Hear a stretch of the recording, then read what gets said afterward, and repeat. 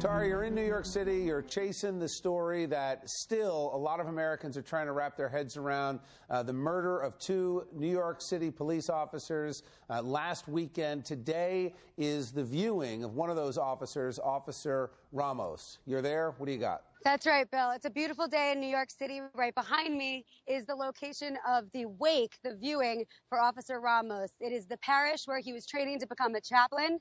It is in Queens on Myrtle Avenue. This beautiful day started off, though, with a banner flying above the city reading, "De Blasio, we turn our backs to you." A member of the police union did release it. They will not release his name, but it said that it is the feeling of the entire NYPD. What is the mood on the ground with the cops that are there?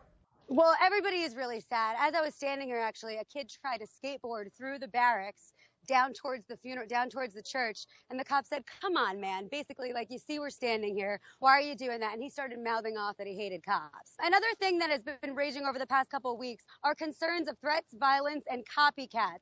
Now, on Christmas Eve, there was a man in a bank saying that he was going to kill another police officer before Christmas, namely a white police officer, because Brinsley failed to do so. Now, a man at that bank, thank God, overheard him, called 911. They went to the man's house, arrested him, where they found a 9mm handgun, same kind of handgun that was used to kill these two officers, unfortunately. Tomorrow is the funeral for Ramos, where there are expected to be over 20,000 police officers from around the country. I asked former NYPD Commissioner Bernie Kerik earlier in the week if he thought that de Blasio should resign and if he thought that Commissioner Bratton would make a better mayor.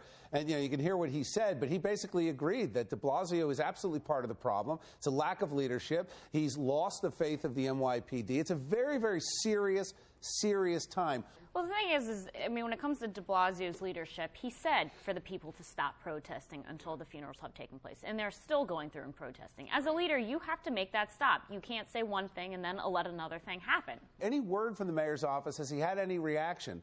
The mayor has not had any reaction. He's been surprisingly quiet. I do know that he got very frustrated and flustered and literally turned red a couple days ago when a reporter approached him about something just like this. So I find it eerie how quiet he's being.